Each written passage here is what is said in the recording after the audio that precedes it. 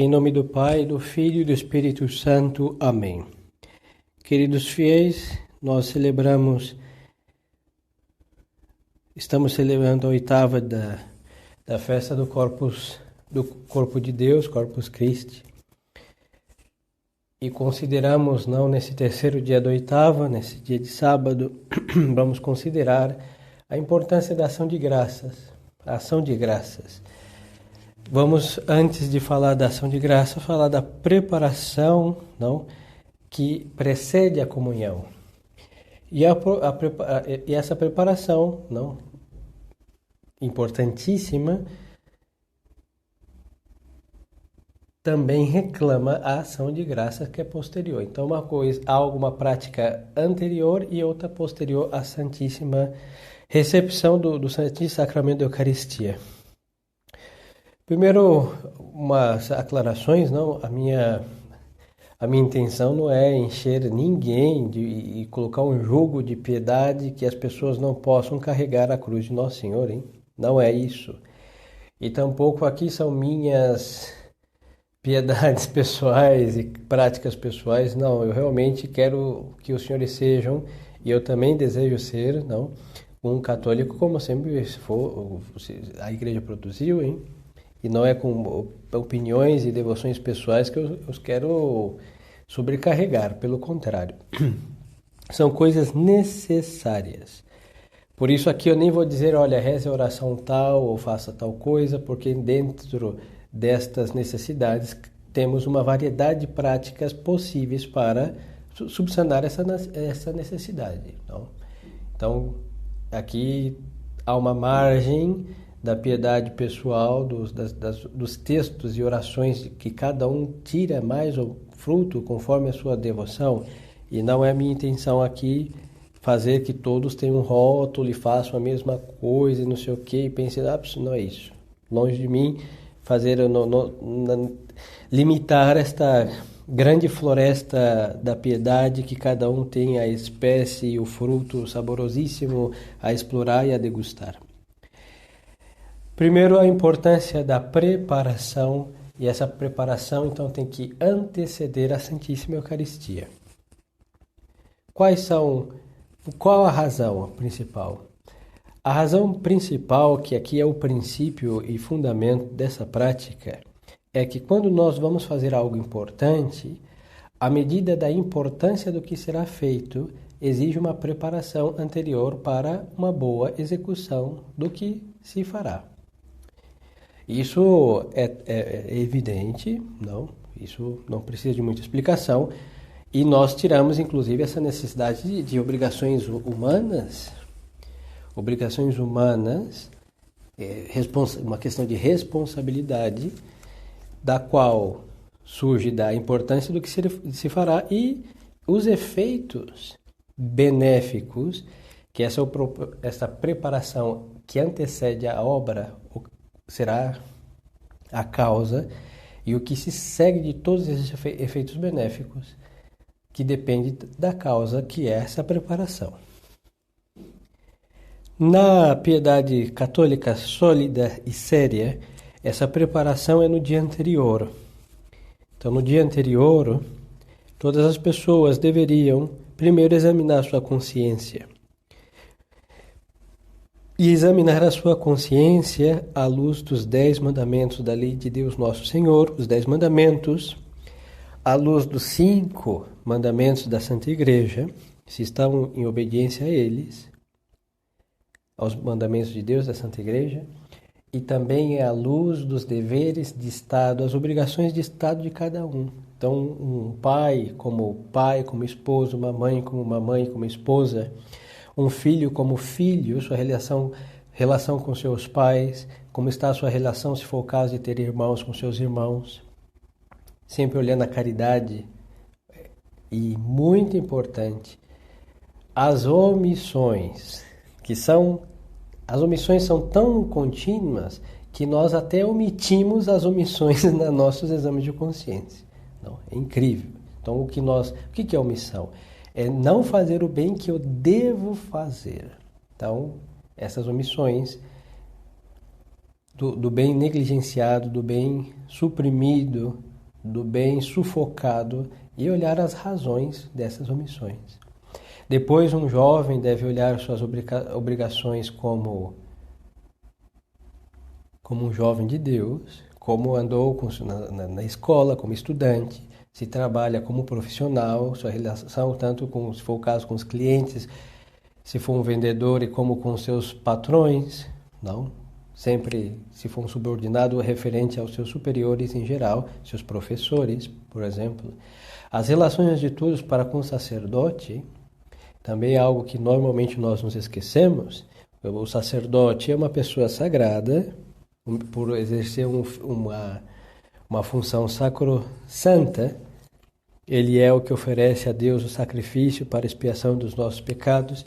Então, como anda a nossa relação de caridade para com o sacerdote? E aqui não é somente a bênção que pediu, não, como falam as críticas, não. É verdade que normalmente nossos meios é muito tranquilo, graças ao bom Deus, mas temos que olhar o que fizemos com os outros sacerdotes também, não? Com os bispos, eu falo os bispos dignos deste nome, que vivem em se esforço para o bem da Santa Igreja, e em todo caso de todos os mortais, que nós não podemos difamar a ninguém, não? Então essas obrigações que normalmente o comum dos mortais se esquecem. Por quê?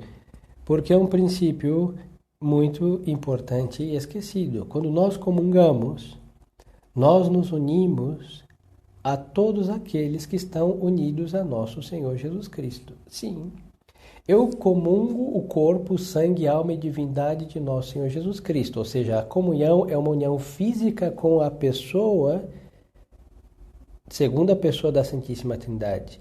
Mas vamos ver, não, que nós também comungamos todos os que estão unidos a nosso Senhor Jesus Cristo. De modo especial ao Pai e ao Espírito Santo, sim, nós comungamos a Santíssima Trindade. Nós comungamos os santos, aí é de uma maneira um pouquinho diferente. Mas não que eu não receba a carne e o sangue de Santo Antônio, obviamente não. Mas eu recebo a Nosso Senhor e eu me faço o quê? Unido com todos os que estão unidos a Ele. Santo Antônio está unido a Nosso Senhor de modo especial, sim, claro, está na glória. Santa Teresinha, Santa Filomena e etc. Todos os santos que estão no céu. E ao mesmo tempo, como pela comunhão eu me uno a todos os membros do corpo místico, na igreja militante, então eu me uno com um sacerdote que está celebrando a Santa Missa, que me dará por suas próprias mãos o Santíssimo Corpo de Nosso Senhor, sim, se une de um modo espiritual, mas um modo que tem a sua realidade eclesiástica, como falamos ontem, não, sobre a comunhão que causa unidade na Santa Igreja. Então, como posso me alimentar do corpo de Nosso Senhor se eu estou estraçalhando o outro que está no mesmo banco de missa, que está no mesmo teto, na igreja ou na onde for que rezemos a Santa Missa? Então isso dá uma contradição absurda. Sim, eu digo absurda, porque como podemos estar unidos a Nosso Senhor e devorar alguém que está unido, que esteja unido a Nosso Senhor também? Por isso, o sacramento da Santíssima Eucaristia produz necessariamente a caridade fraterna. Então, se eu estou em falta com esta virtude, o que eu necessito? Um exame de consciência. E aqui detectar os pecados graves contra tudo que mencionei, e se for o caso de pecados graves detectados, há uma necessidade. Não é uma conveniência, é uma necessidade de se confessar antes de comungar sacramentalmente. Porque quem come e bebe o corpo e o sangue de Nosso Senhor indigno é réu do corpo e sangue de Nosso Senhor Jesus Cristo. Porque disse o apóstolo, São Paulo, aos Coríntios, que se faz o que? Réu, e come e bebe a sua própria condenação. E diz o apóstolo, pois cada um julgue a si mesmo. Então é indispensável que nós nos julguemos a nós mesmos com o rigor que nós julgamos os demais. O mesmo rigor, hein? Porque assim será justo em nós o juízo que efetuamos sobre nós mesmos. Quando nós julgamos com este rigor aos demais, é um rigor injusto. mas quando é sobre nós é um rigor justíssimo e muito bem-vindo. Julguemo-nos. É isso que é um exame de consciência, que é colocar a juízo nossas obras, nossos atos, o que nós fizemos, o que nós não fizemos, o bem que foi feito por nós também, para ver se ele foi feito conforme deveria, não? O bem na sua integridade. E assim, quando são detectados pecados veniais, nós temos aqui é conveniente se confessar. Não é necessário. O pecado mortal clama necessariamente uma confissão sacramental desde que estejamos arrependidos, certo?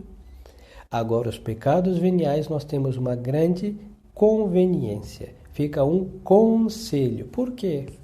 Porque na Santa Missa, nós temos vários atos que perdoam os pecados veniais. A começar o sinal da cruz, o Confiteor, que já começamos aí depois do Salmo, o Confiteor, 2 Confiteor, do Padre e dos Senhores. Depois, ouvir a Sagrada Escritura, não o sermão, isso pode mover a contrição, se for o caso, e também, não. Nós temos depois dois outros confiteor, não, do Padre e do Senhor, não, os dos Senhores, não, o Padre só rezou um. Depois, o Padre dá uma absolvição, uma bênção que também dispõe o arrependimento dos que estão em pecado venial. Não serve para perdoar os que estão em pecado mortal. O que perdoa o pecado mortal, no modo ordinário, é o exame de consciência, o arrependimento, não o propósito, não perca mais a dor do pecado e a confissão sacramental feita a um sacerdote. A confissão auricular ali, não no pé do ouvido do padre. Agora, um modo extraordinário de receber a absolvição, o perdão de Nosso Senhor, é a confissão perfeita, que não é o caso que eu vou mencionar aqui no dia de hoje. Isso trataremos em outras ocasiões, se Deus Nosso Senhor quiser e permitir. Então, estamos falando dos sacramentos, o meio ordinário da santificação das almas. Tudo isso no dia anterior. Então, se temos pecados veniais, inúmeros ou poucos, podemos nos valer das graças da Santa Missa para extirpá-los, não? Agora, se são pecados mortais e nós desejamos comungar, nós devemos nos confessar antes. Não existe isso de comungar e depois confessar dos pecados mortais, hein? Não existe, isso não existe. É uma coisa que não se faz. Ah, mas me ensinaram isso. Lhe ensinaram errado, isso não existe. Nós devemos lavar a alma para receber Nosso Senhor. Ninguém vai receber Nosso Senhor com a alma suja e depois lavar a alma quando Nosso Senhor foi embora. Por quê? Primeiro que o recebeu péssimo e depois o judiará mais ainda. Então isso não se faz. Chama sacrilégio o nome deste procedimento. E é absolutamente, diretamente, em todo sentido, ofensivo e gravíssimo. Ofende a majestade de Deus diretamente.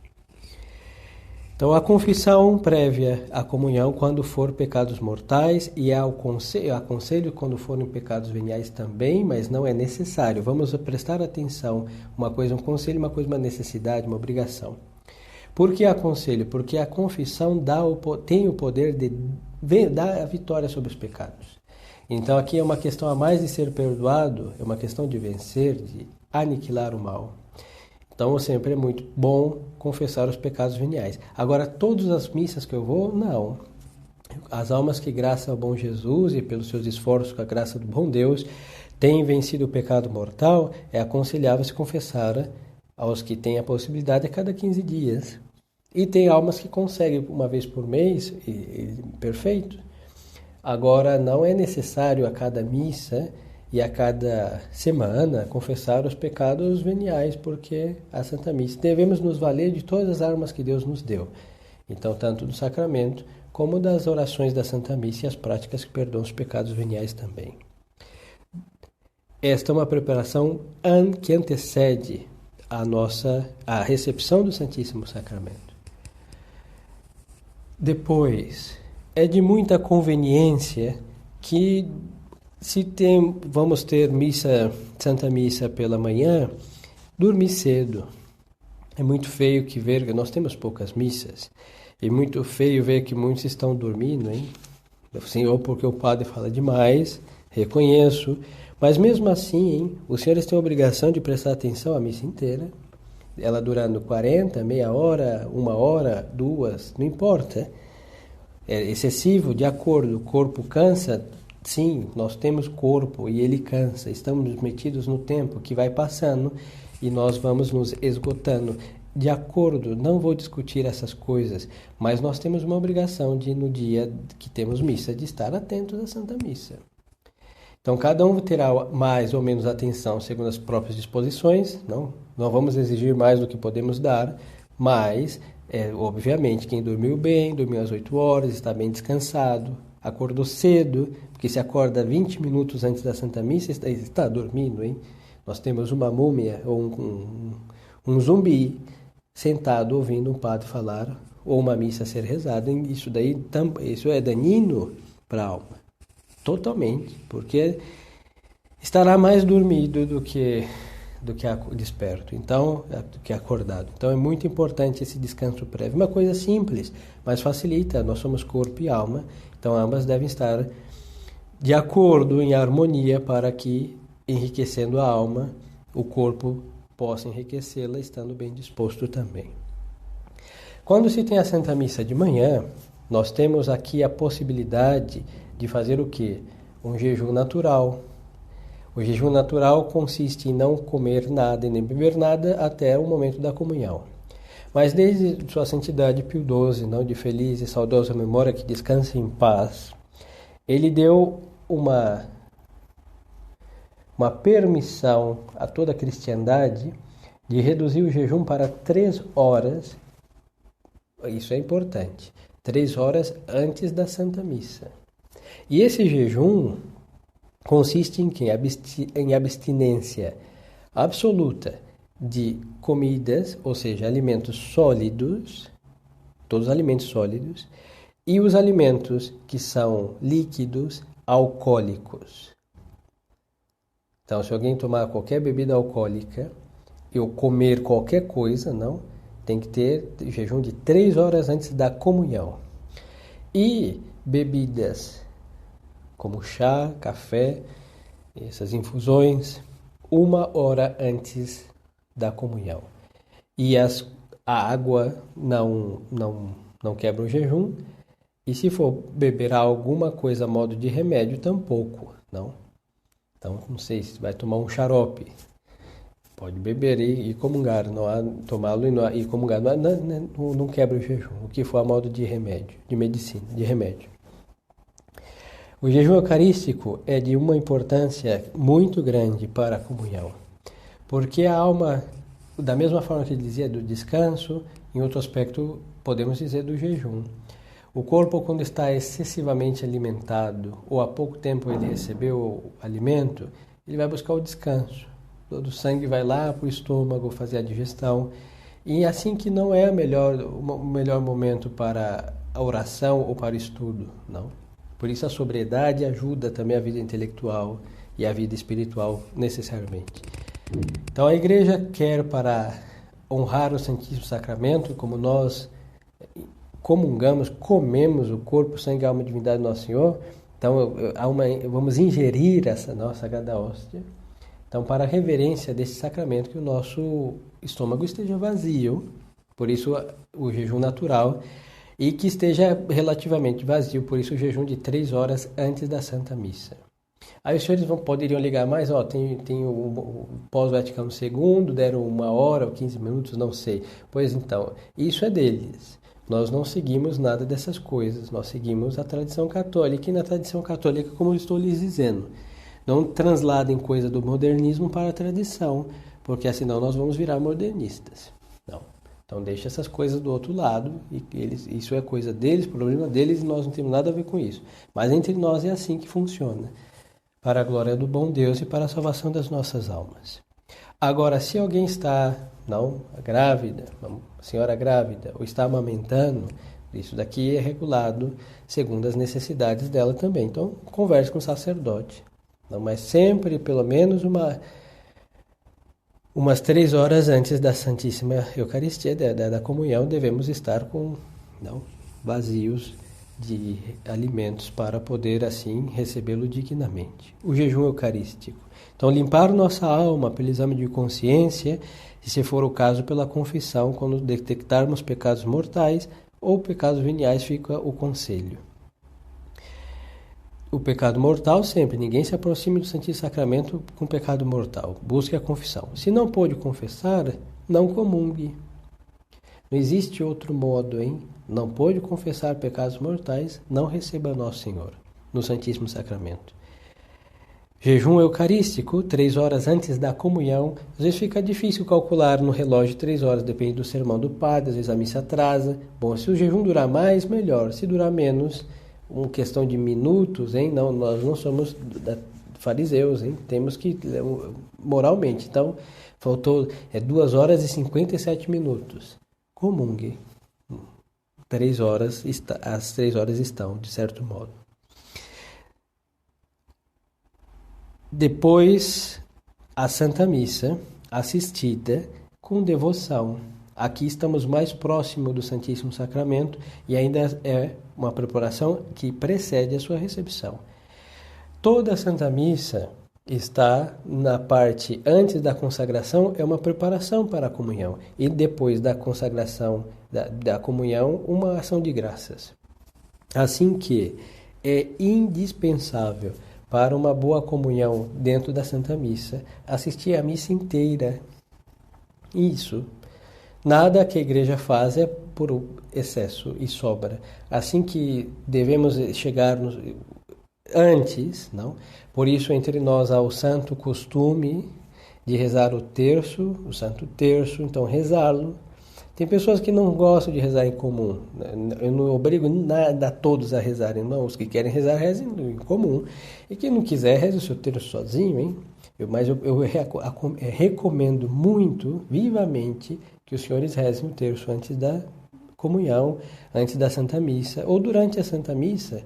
Melhor aproveitar e rezem o rosário. Dá para rezar 2 terços aí antes da comunhão e um de ação de graças, magnífico. Nada impede. Então, rezar as orações. Temos devocionários e eles estão enriquecidos, ou seja, são tesouros de preciosas e belas orações, cheias de indulgências, impregnadas do suor e dos dedos de almas piedosas que já se salvaram. Assim que seguimos essas digitais, também encontramos a salvação. Então aproveitem, devocionários antigos. Eu sempre recomendo aos senhores aqui o Maná do Cristão, é muito prático, e as orações são muito belas e substanciosas. Assim que o que os senhores quiserem, todos eles têm orações para antes da comunhão e depois da comunhão. Usem essas orações. Então assistam a Santa Missa, não cheguem em 5 minutos antes da Santa Missa, isso é realmente impiedoso.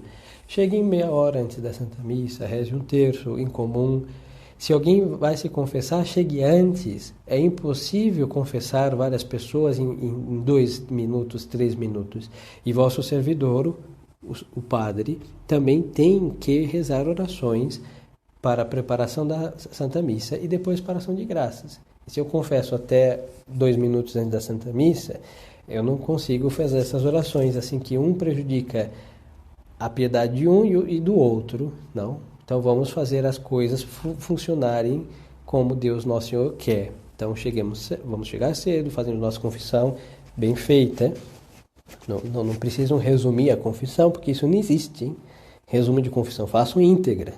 E aí, cumprir a penitência conforme for designado, reze o seu terço com os demais. Estão na fila da confissão, acompanhem o Santo Terço. Esse negócio de ficar conversando antes de missa, antes da confissão, é buscar a matéria de confissão, né? É estragar a piedade para com a Santa Missa. Então cheguem, saudar modestamente, não precisa cumprimentar todo mundo. Quem vem para a Santa Missa vem para estar com o Nosso Senhor. Depois da Santa Missa conversamos, nos saudamos e etc. Assistir a missa inteira. E aí cada um usa o seu método. Podem acompanhar o missal. Entre nós não existe a prática de responder missa, não? Então, quem quer acompanhar, acompanhe. pelos textos, são preciosos, as traduções, o Missal dos Fiéis, a coluna em português. Aproveite as traduções, isso é muito belo. Talvez não consigam seguir todas as orações, pode se deter em uma, meditar, não as verdades, a beleza daquele texto, alimentar a alma. Como uma abelha, que ela não sai voando de todas as flores que ela encontra, mas ela se detém onde ela achar mais pólen, então assim façamos também com as orações do Missal, não? Então, se detenham, meditem.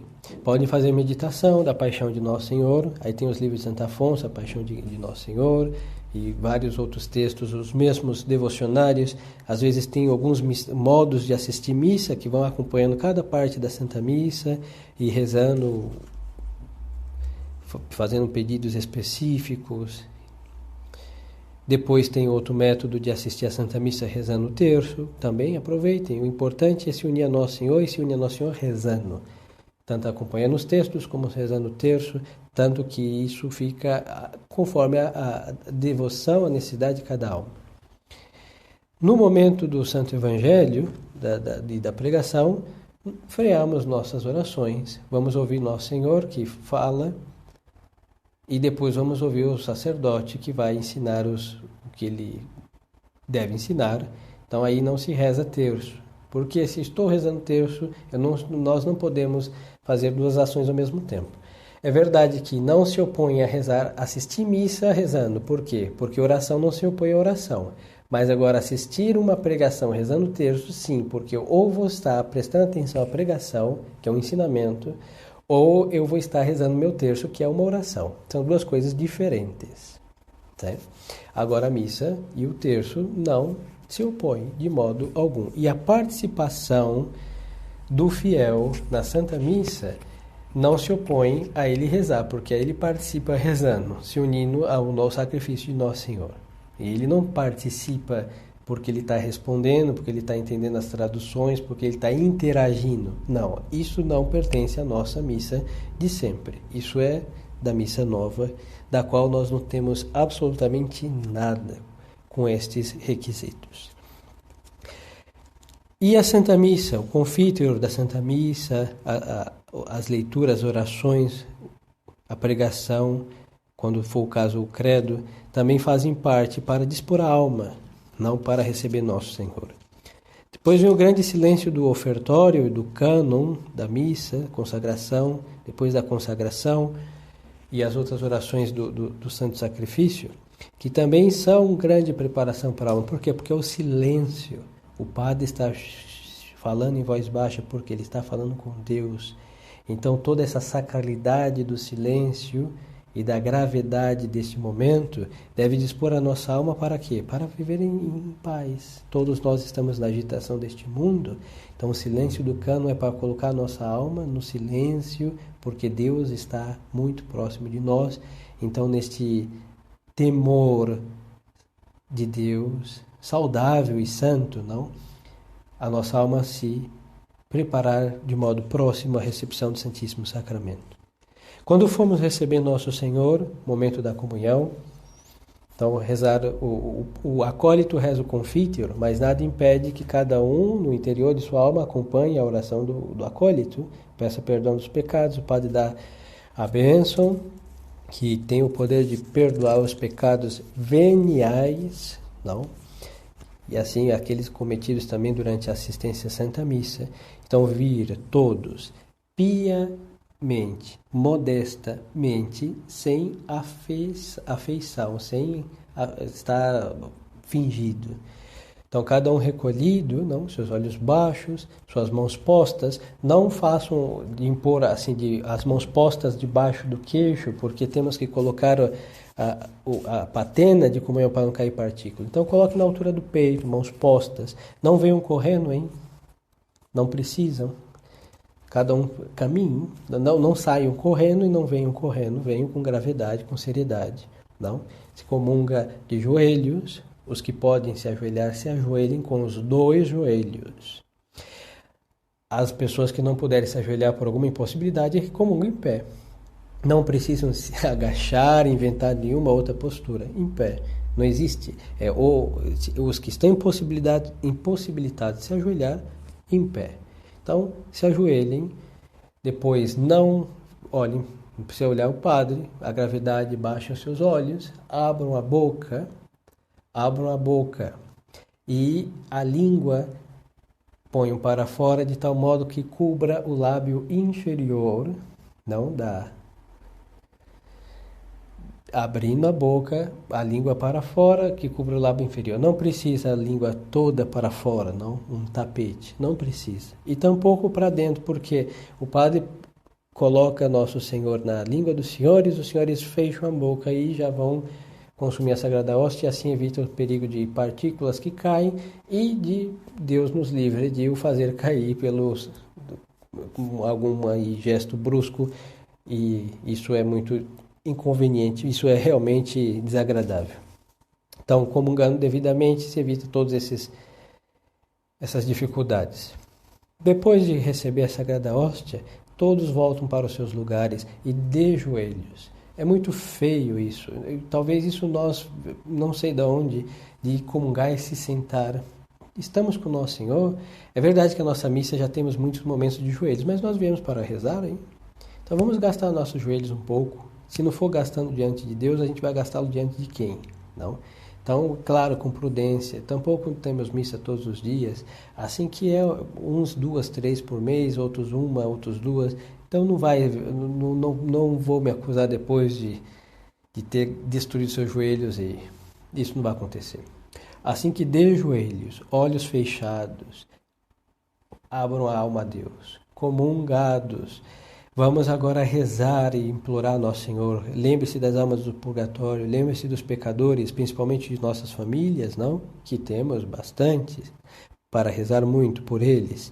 Depois, dos hereges, dos cismáticos, lembre-se dos católicos maus, péssimos, não? Para que se convertam. E de todos nós que precisamos de conversão, hein? Todos nós, então rezar pelos que estão aqui, que estiveram, que estarão. Rezem pelos sacerdotes, pela Santa Igreja Hierárquica, não? Rezem também, honrem os santos de suas devoções, pedindo a eles que conceda a graça de receber o Nosso Senhor com devoção. Deposite essa comunhão no coração de Maria Santíssima, não? Principalmente as almas que fizeram a devoção da escravidão, não? O coração de Maria é um cofre seguro, um trono digno de Deus. Então deposite aquela comunhão, como o menino Jesus esteve nos braços de Maria Santíssima, deposite-o de volta ali, não devolvendo, não, mas pedindo a Nossa Senhora que cuide dele, como ela sempre fez, em nosso nome. E assim fazem com Nossa Senhora. Ação de graças. Essa ação de graças deve durar. Depois da missa, entre nós está estabelecido que deve durar 15 minutos.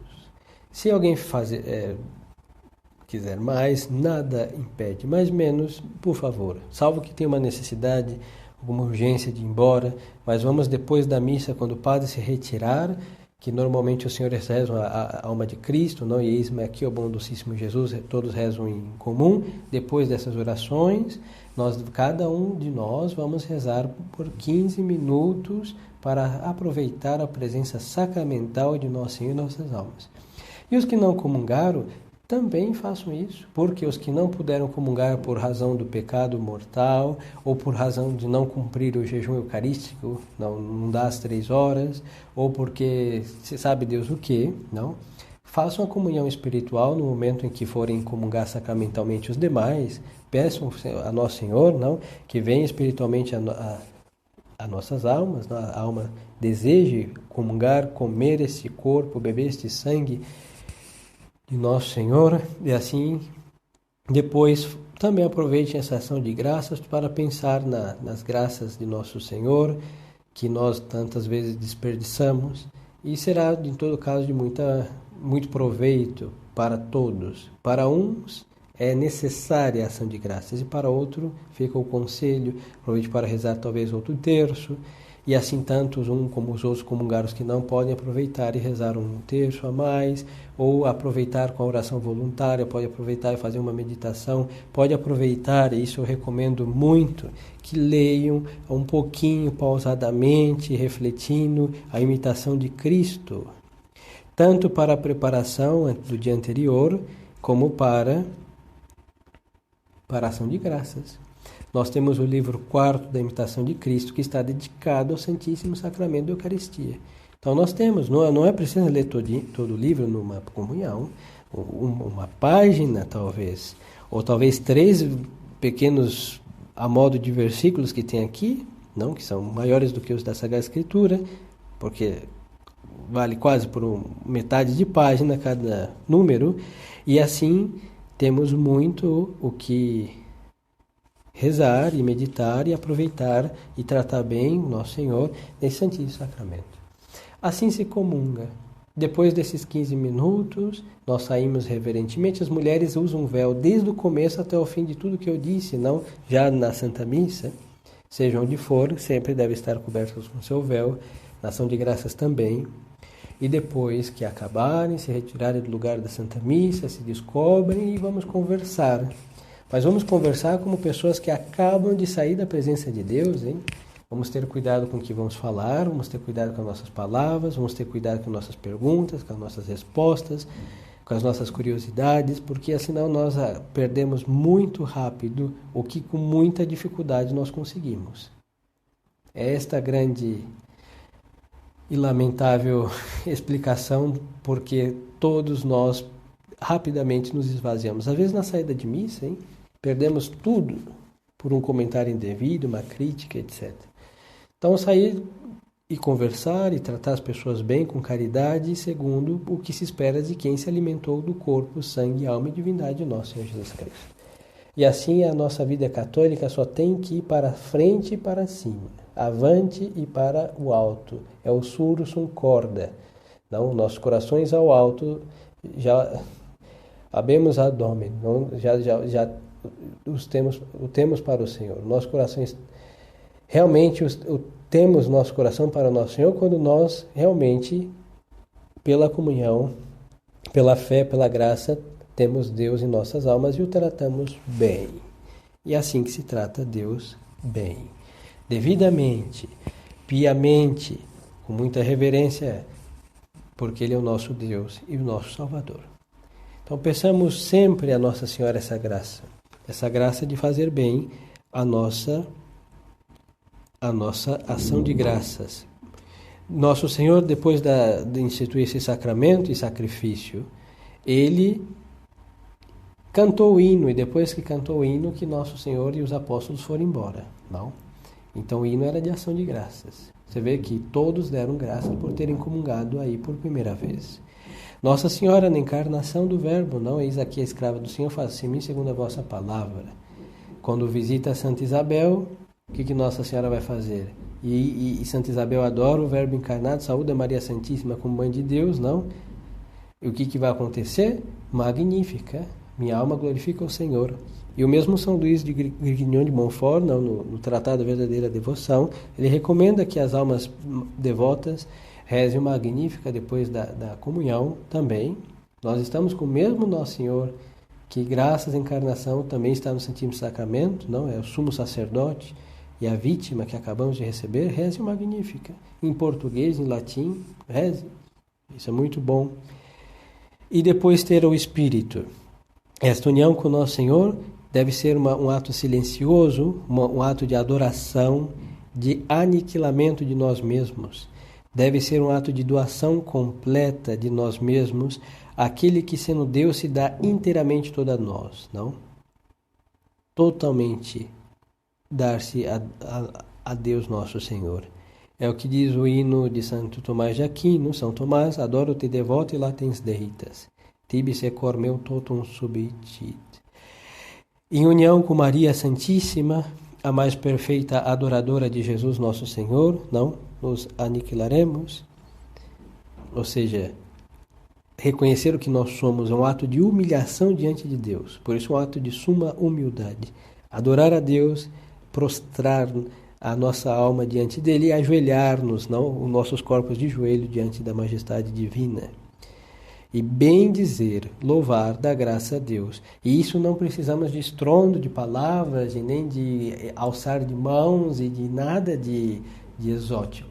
Não, a alma silenciosa faz isso e o faz melhor. O estardalhaço do te louvo, te bendigo e não sei o que, impede que o outro faça o seu louvor. Então este louvor, esse estardalhaço, se chama um ato egoísta piedoso, que ofende a Deus, porque o egoísmo, Deus, nosso Senhor, não. E leva à vanglória, à soberba, que coisas que Deus repugna. Agora, no silêncio da alma, louvar e bendizer a Deus, nosso Senhor, como um católico faz, não como um protestante, será o mais devido aí na ação de graças.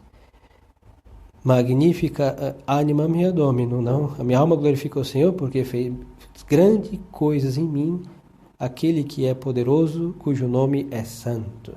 Assim que essas palavras também podemos nos apropriar nas palavras de Nossa Mãe Santíssima, apropriar porque do seu modo, para nós, não, também fez muitas coisas grandiosíssimas.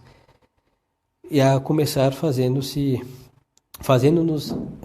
dando-nos a possibilidade de recebê-lo no Santíssimo Sacramento.